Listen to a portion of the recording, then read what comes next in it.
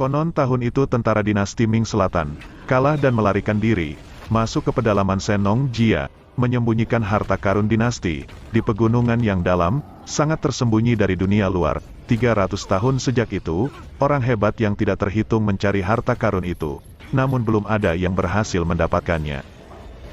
Saat ini, ada pertarungan antara seekor kera putih raksasa dan seorang laki-laki, siapa mereka?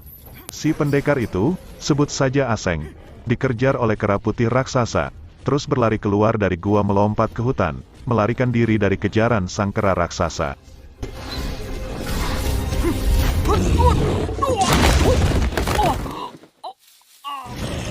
Aseng sangat marah, tatapan tajam mengarah ke arah kera raksasa itu, berlari berhadapan, mereka akan bertabrakan, apa yang akan terjadi selanjutnya?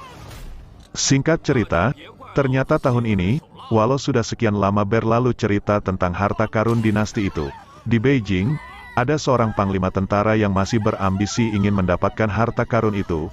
Mereka mendatangi setiap desa per desa, menanyakan paksa kepada penduduk tentang keberadaan gunung lembah neraka itu di mana, menyiksa paksa penduduk yang tidak memberitahukan di mana dan kemana arah untuk menuju ke lembah neraka tempat harta karun itu. Akhirnya, karena tekanan dari para tentara, ada seorang ayah dan anak perempuan yang mengaku tahu kemana arah jalan menuju lembah neraka, tempat harta karun itu berada, dan berangkatlah mereka menjelajah menuju lokasi harta karun itu. Jalanan yang terjal, dan sangat curam mereka lalui, rombongan panglima dan penasehat terus berjalan mengikuti arahan ayah Cefu, dan Xiaomi si anak perempuan cantik dan manis itu. Namun di penghujung jalan saat mereka beristirahat, penasehat menanyakan kepada ayah Cefu dari mana ayah bisa tahu jalan menuju harta karun ini. Si ayah dan anak langsung bercerita tentang masa lalunya, mereka menceritakan asal mula mereka bisa tahu tentang gunung lembah neraka. Alkisah, waktu itu ayah Cefu dan saudaranya, beserta juga kedua anaknya, yaitu Xiaomi dan kakaknya, kami sedang mencari ramuan obat, buat istri saya yang lagi sakit parah, ucap ayah Cefu. Namun pada hari itu, tiba-tiba kami diserang oleh kadal neraka berukuran besar. Kadal itu melahap adik saya, anak-anak saya lari terpisah dari saya melindungi diri, melawan dengan senjata seadanya, namun kadal itu terlalu besar.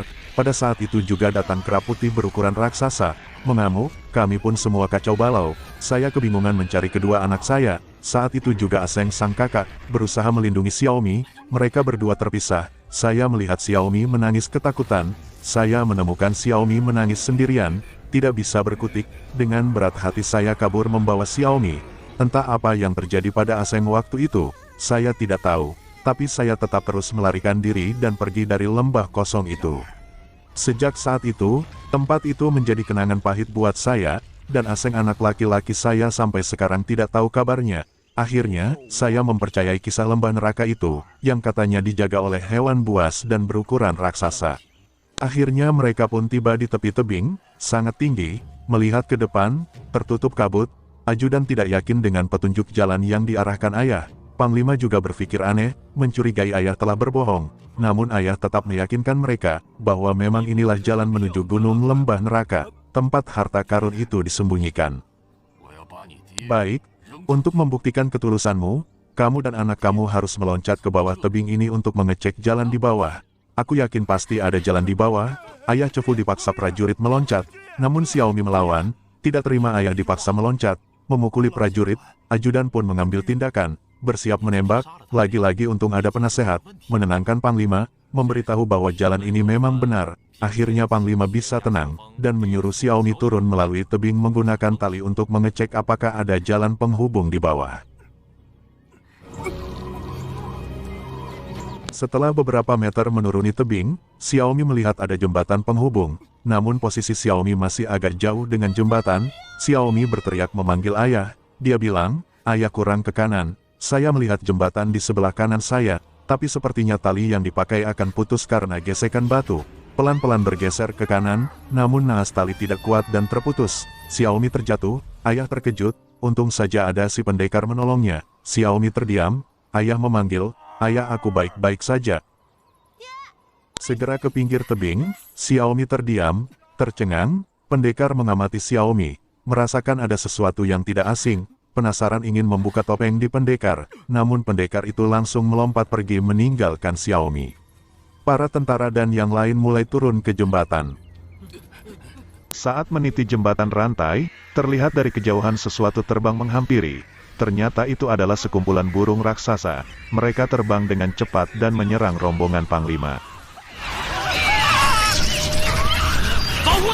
Tidak ada ampun, semua tentara gugur satu persatu diterkam burung raksasa itu. Ada yang terjatuh ke jurang, ayah Chefu masih bertahan. Posisi merayap memegang erat rantai, burung semakin dekat, hampir saja, namun beruntung, ternyata kera putih raksasa datang lagi menolong. Panglima juga melihat itu.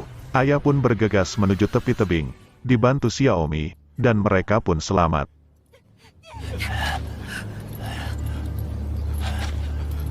Malam pun tiba, mereka kembali beristirahat di tengah hutan. Di sisi lain sang pendekar, alias Aseng masih memikirkan gadis cantik Xiaomi. Kera putih itu juga memberikan kode, bahwa dia juga pernah bertemu gadis itu. Aseng semakin yakin kalau gadis itu adalah adik kandungnya yang dulu terpisah. Lanjut cerita, pagi sudah tiba, saat para tentara masih tertidur lelap, ayah dan Xiaomi merencanakan melarikan diri. Pelan-pelan mereka menyelinap kabur, namun pada saat bersamaan, ajudan sedang buang air kecil, dan mereka kepergok. Ajudan menemukan mereka, mau melarikan diri, mengambil senjata namun terlambat, ayah langsung menghantamnya. Ajudan terjatuh, secepatnya lari ke hutan, para tentara mengejarnya. Terus berlari, tentara terus mengejar dari belakang, di pertengahan hutan ayah dan Xiaomi berlindung di balik pohon besar, baku tembak pun terjadi. Xiaomi, kamu lari dan pergi ke arah kanan, saya akan mengalihkan mereka, ucap ayah. Ayah pun bergegas berlari lagi untuk mengalihkan para tentara, namun nasib tidak baik, ayah bertemu jalan buntu, ayah pasrah. Akhirnya ayah mencoba melawan namun ayah kalah, terkena pukulan oleh ajudan, dan ayah pun pingsan. Bawa ke markas, ucap ajudan. Sesampai di markas, ayah masih pingsan, disiram air, dan ayah sadar, dipegangi oleh prajurit, berdiri. Ajudan marah sekali dan memukulnya, mengeluarkan senjata, akan membunuh ayah. Saat itu untung Panglima segera datang, dan menghampiri. Ajudan, apa yang kau lakukan? Ditamparlah ajudan oleh Panglima. Lagi-lagi penasehat berusaha menenangkan Panglima kembali. Sekali lagi, Panglima pun mendengarkan omongan penasehat. Panglima kembali bisa tenang, dan pergi. Di sisi lain, Xiaomi tersadar dari tidurnya, namun dia terkejut di depannya ada si pendekar, namun pendekar berusaha menjelaskan kepada Xiaomi, dia memperlihatkan topeng yang dipakainya, kalau dia adalah yang menolongnya kemarin, mengajak Xiaomi mendengarkan ceritanya. Pendekar itu berlari, seperti ingin menjelaskan sesuatu kepada Xiaomi, bahwa beberapa tahun lalu, si pendekar dulu mempunyai keluarga kecil, namun terpisah karena musibah yang tak terduga. Cerita itu persis dengan yang dialami Xiaomi. Xiaomi pun teringat akan kisah masa lalunya, dia pun tersadar bahwa pendekar itu adalah kakaknya yang terpisah di waktu kecil yaitu, Aseng. Kau adalah kakakku, ucap Xiaomi, sambil memeluk Aseng.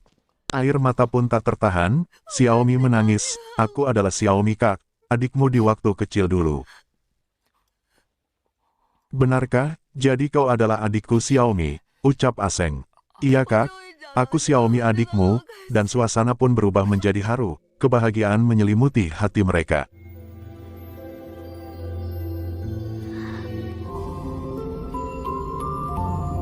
Di sisi lain, rombongan tentara pun masih melanjutkan perjalanan. Sekarang mereka tiba di tempat terlarang. Di mana ini? Ucap Panglima, ayah Chefu sengaja mengantar mereka ke tempat ini, agar mereka semua habis dimakan kadal raksasa. Tiba-tiba ada yang menyerang prajurit. Serangannya sangat cepat. Apa itu? Ucap Panglima.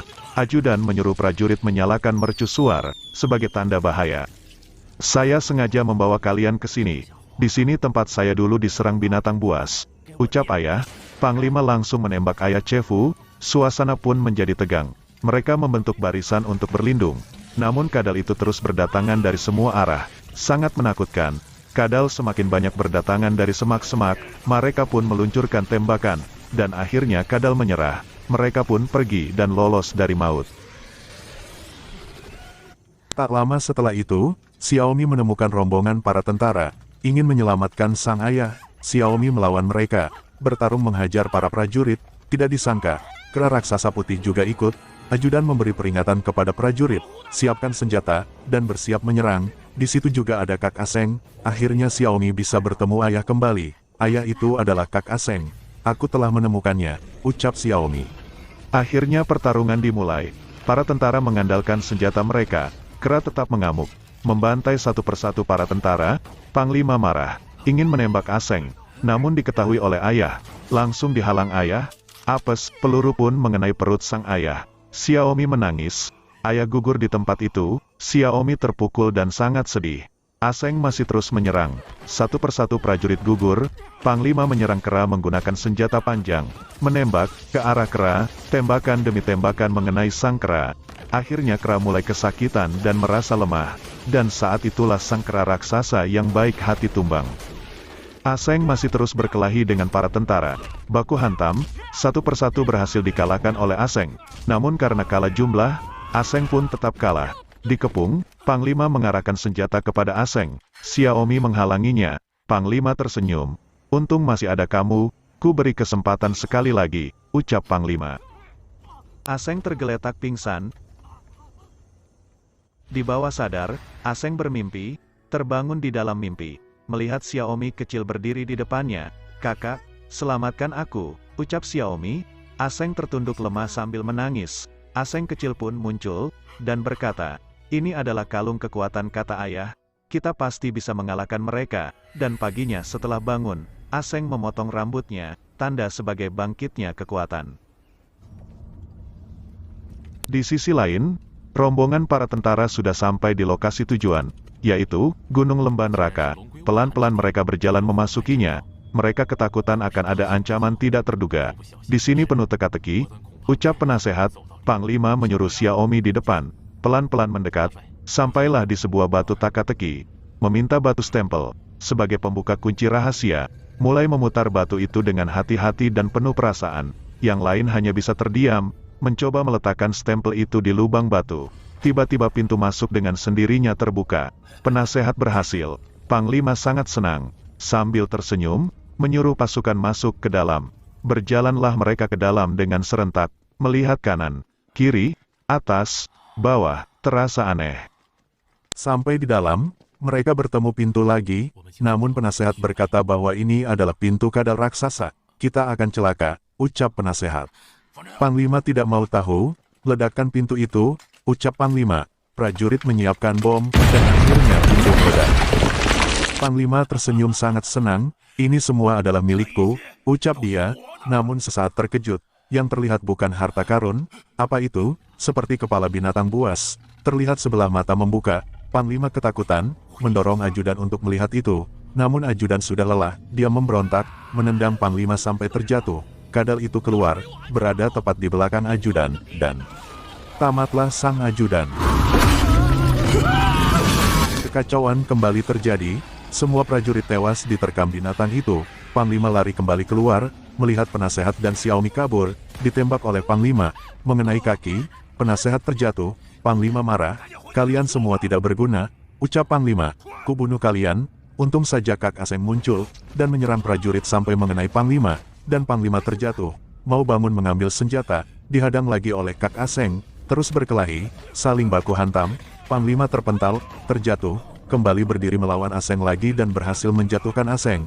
Untung ada Xiaomi, menolong Aseng dari belakang, namun kembali Panglima berhasil melepaskan diri, Xiaomi pun juga terjatuh. Tiba-tiba dari depan muncul kadal raksasa itu, semakin tegang, kadal itu meloncat, Kak Aseng melindungi Xiaomi, Panglima sangat marah dan mengambil senjata, ku bunuh kau sialan, ucap Panglima, sambil menembak kadal itu, namun senjatanya mati karena kehabisan peluru, tamatlah nasib Panglima. Tersisa Kak Aseng, Xiaomi, dan penasehat, namun penasehat malah berhenti. Menyuruh Aseng dan Xiaomi pergi. Penasehat menghidupkan api dan bom rakitan. Penasehat ingin mati bersama kadal, dan